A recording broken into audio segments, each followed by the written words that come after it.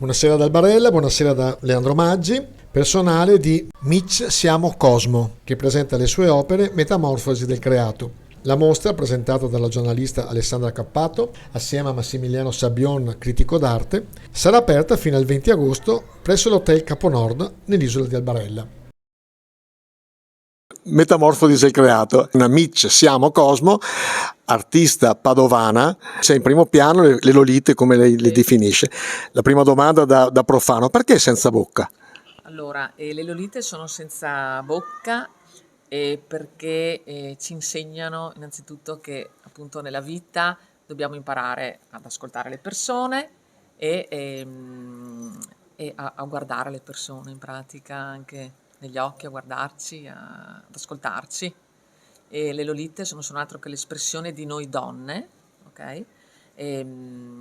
Donne, queste sono donne che stanno crescendo con i loro caratteri, con i loro difetti, e difatti se si vanno a osservare da vicino le tele ci sono anche delle graffiature, delle colate di colore, di stucco, e tutti gli studi che ho fatto in questo percorso è perché sono proprio le nostre vite, ok? Man mano vai avanti nella vita, hai diverse esperienze e quindi sono tutti, diciamo, tutte queste espressioni.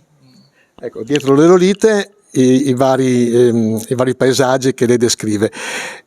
Il paesaggio il Veneto in particolare, visto che lei è veneta, cosa le incide? Allora, questa che vediamo è in pratica la nostra albarella.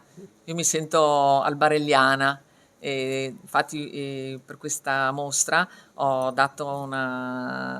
disegnato il mare di Albarella, i pesci di Albarella, cioè proprio la mia isola. Difatti ho utilizzato anche nello stucco la sabbia di Albarella.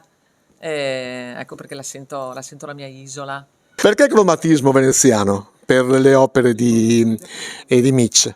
Il cromatismo veneziano per le opere di Mitch perché fa parte della terra veneta, proprio il colore, il gusto e il sapore del colore veneto, dai grandi del Cinquecento, dai Bellini, Tiziano, Giorgione, e quindi Mitch riprende attraverso uno studio, attraverso la storia, la materia, il cromatismo veneziano, proprio quello che ci ha distinto poi in tutto il mondo. Tra linearismo fiorentino e colorismo veneto, la diffusione dell'arte italiana rinascimentale fino ai giorni d'oggi, quindi ritorna di prepotenza quindi anche negli artisti che lo portano dentro proprio nel DNA, nella situazione visiva, emotiva e soprattutto formale e cromatica, come nel caso di Mitch nelle sue opere. E a questo punto come può definire con un aggettivo secco Albarella? Fantastica.